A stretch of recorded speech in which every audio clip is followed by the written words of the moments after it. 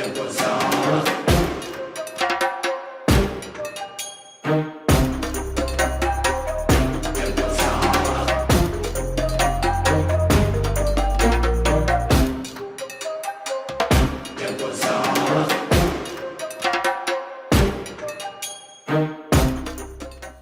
to the One World Quickfire Debates, brought to you by Concern every lunchtime this week. My name is Miss Ciara Boyle and I am a teacher in Rathmore Grammar School in Finney. Today we will be debating the motion, teaching global citizenship is irrelevant in our modern interconnected world. Proposing the motion will be Miss Eve Wilson and opposing the motion will be Miss Eva Kerr-Woodrow. Without further ado, I would like to invite Miss Eve Wilson to begin today's debate.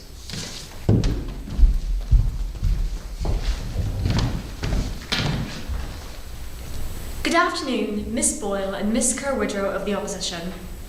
I am Eve Wilson, and in this debate, I will be proposing the motion of teaching global citizenship is irrelevant in our modern interconnected world.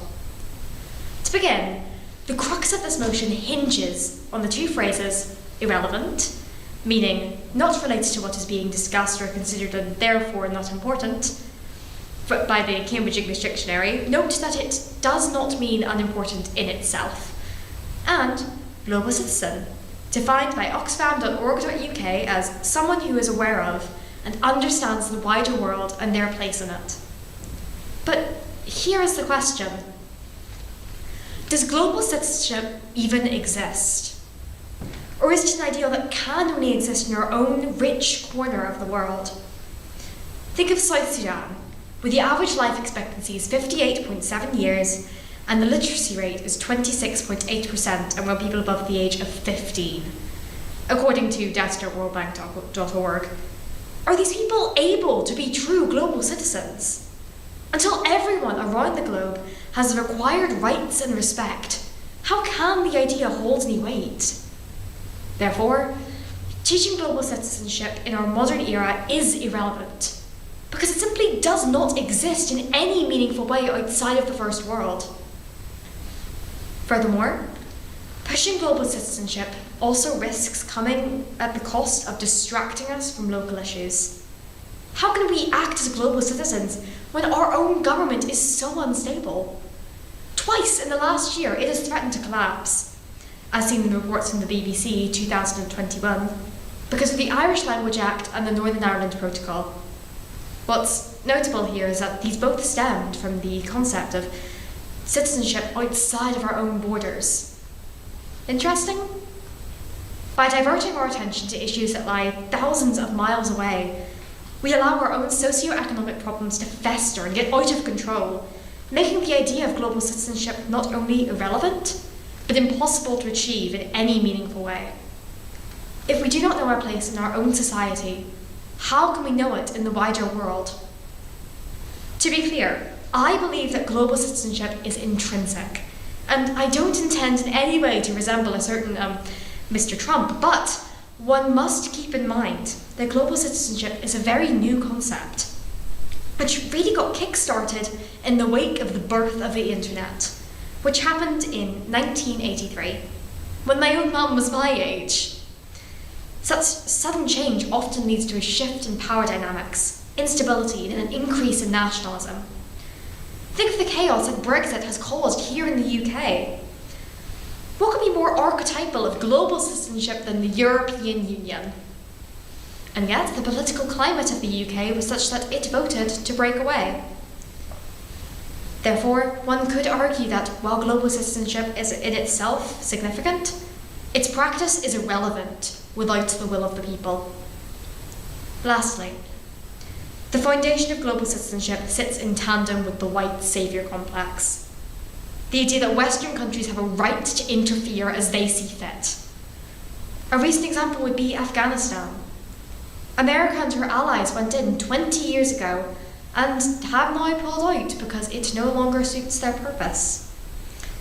This has thrown the nation into chaos with the resurgence of the Taliban, arguably leaving it in a worse position than it was in 20 years ago. The white saviour complex which so regularly corrupts the concept of global citizenship, also allows for developments made in countries by their own indigenous people to go ignored, such as the feminist movement in Egypt, which has been led by remarkable people such as Huda Shawari. Her fight for gender equality in Egypt has been overlooked in favour of more westernised movements. This illustrates that, historically, global citizenship is more about Western values saving countries than allowing the development of countries on their own terms. Can, or indeed should, we consider teaching a concept of such backwards ideals relevant? In conclusion, global citizenship is a valuable, even utopic ideal. But in the socio-economic environment of our interconnected world, it may be impossible to achieve in the intended way. And the refusal to take that into consideration may only create more turmoil and destruction. How can something that cannot be carried in our global consciousness in any meaningful way be considered anything but irrelevant? Thank you. And now to Ms. Kerr-Woodrow of the opposition.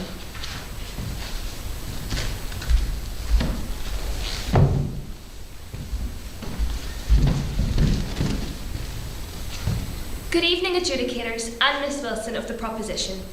My name is Eva Kerr-Woodrow, and I vigorously oppose the motion that teaching global citizenship is irrelevant in our modern interconnected world. The Cambridge Dictionary for 2021 defines irrelevant as not related to what is being discussed, and therefore not important. What pomposity must we possess as human beings to pronounce anything as unworthy of our time and solicitude? The 52.7% without water in Zambia. Just a trivial truth? Does this sound unimportant to you, Miss Wilson? Their stomachs twisting inside and out in excruciating, unimaginable pain as they suffer the consequences of crippling cholera. Simply none of our concern. Sure, as long as we have our homes, our beds, our food, our technological devices, then we're fine, right? What about the primary school teacher found dead on Sunday in London? Meaningless? Irrelevant, for use of a better word. Sure, it was a good week on Strictly. I'm glad that monopolised 4 times the news coverage. How totally worthwhile. Can I ask you about the 32,127 domestic violence incidents reported by the PSNI here on home soil in the last year? Is this unimportant also? True compassion is to look beyond any pain that we may suffer and instead see the pain of others. If we do not have this compassion for other human beings with whom we share this earth, and we don't attempt to be good global citizens towards them, then we ourselves have nothing. Phones. There's no denying they're absolutely everywhere. They're almost like a symbiotic alien species as they swarm around and infest the minds of the human race. But for all the stick that technological devices may get from teachers, from parents, and all the elusive ailments that they seem to think our excessive use can cause, they can actually be really incredibly useful resources. With the swipe of a finger, we can swoop across oceans and continents, orbit the whole world, and gather a breadth of knowledge from every country. Therefore, not only do I oppose the said motion, I utterly object to even the logic of the question. In fact, I find it almost laughable. The reality that we now live in a modern interconnected world enables us to reach out to fellow human beings all over the planet and makes it easier than ever before to keep up to date with shocking injustices. When we look back at the last year, as weird and wonderful as it was, what was our sanity saviour? The internet. Teams, Google Classroom, Zoom, all platforms that I wasn't even remotely familiar with in 2019 have become an everyday staple for me, and I'm sure for you also. They have been a lifesaver, a lifeline for the world, economy, and businesses everywhere. And they have only strengthened our interconnected world more. So now more work needs to be done than ever before to strengthen the global citizen aspect also. My heart shatters to hear some of the current inequalities, such as the Taliban ruthlessly robbing women and girls of work, school, and safety. In fact, UNICEF has reported that out of the estimated 3.7 million children out of school, 60% are girls. 60%. 70% of these have left to start a family and rear children before their 15th birthday. You, Miss Wilson, forced to be a mother already. Me, at my age, expected to have a full litter. Again, unimportant? It most certainly is not. It is straight up insanity. It makes me want to scream, to cry out, how can this still be happening in the 21st century? I know personally that without my education, I'd be nowhere. I can't even begin to imagine what it would be like for these women to have this denied. Education is a passport for the future. And so I want to use this incredible education that I have been fortunate enough to receive to raise my voice and to speak on the fundamental values of global citizenship. We should use new technologies as a help, not as a hindrance, and never as an excuse. We should make use of new resources to teach young children, making them more aware of the wider world and of their place in it. This is the only way that we will see a brighter future, and a brighter future that we all deserve to see. Because how could equality ever be irrelevant? It is finally time to become true global citizens, to abandon all notions of otherness, and instead fully embrace togetherness. Thank you. I'd like to hand back to Miss Wilson.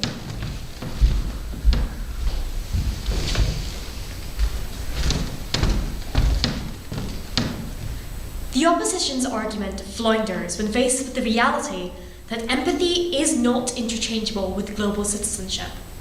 They are not one and the same, just as irrelevant and unimportant are not one and the same.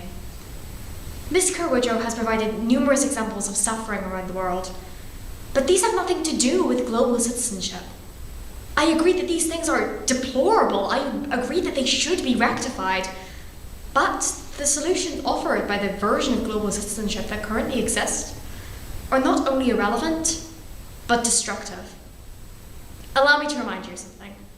While, as Ms. Kerr-Woodrow has said, 52% of the population of Zambia are living without access to clean water, a pop concert was held in first world countries for global citizenship. Global Citizen Live. Is that not indicative of exactly what is making global citizenship irrelevant today? Where were the people from Zambia during this concert? Where were the citizens of Sierra Leone? Global citizenship is irrelevant because it does not exist outside of the first world. That makes it not a concept, but a buzzword. It cannot be relevant until it is realised. Until everyone can be a global citizen, no one is a global citizen. And now, back to Ms. Kerr-Woodrow.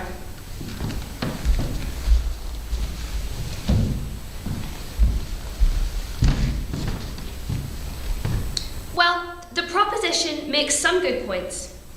Yes, some countries are obviously less well off than others, and we are blessed to live in a more economically developed country where we don't experience the bleak conditions in the likes of Sudan. However, Miss Wilson has failed to accurately address one of the key terms of the given question. She has stated quite bluntly that the crux of the motion hinges on the definitions of irrelevant and of global citizenship. Yet she seems to have completely disregarded the interconnected part of the question. Was this part simply too difficult to address? Additionally, as you've mentioned, Miss Wilson, global citizenship is defined as someone who's aware of the wider world and of their place in it. However, perhaps a definition that you didn't stumble upon during your research is simply what global means on its own. Relating to the whole world, or encompassing a whole group of things. Hence, citizenship that encompasses the entire world, encompasses countries outside of our rich corner of the world, as you put it. So yes, the population of Sudan will not have the same access to resources as we do. But even speaking to each other about issues in their village or their wider country accomplishes being a good global citizen. The second point that you attempted to make is that just because things are a little bit messy here political-wise, that we should keep our heads buried in the sand, completely oblivious to other world issues. You mean to tell me that until Sinn Féin and the DUP start getting along, that the other 195 countries are irrelevant? I hate to break it to you, but we might be here a while. Every place has its own problems. However, as the old saying goes, a problem shared is a problem halved. It is essential for all countries to be closely interconnected in order to band together and help one another out. We cannot be selfish. We cannot be solely focused on our own governments, or lack of. Finally, by suggesting that global citizenship is not relevant or prevalent in society as it is a relatively new concept, you're sounding a little bit like Trump, Miss Wilson. And no disrespect to your mum in any way at all, but 1983 was a significant amount of time ago, and trends have most certainly caught on quicker. You mentioned the term was first coined during the wake of the internet. Well, look how significant and impactful that it has become in the same period of time. It is clear to see that you have failed to make this comparison and acknowledge that the length of time really isn't a major issue. Thank you.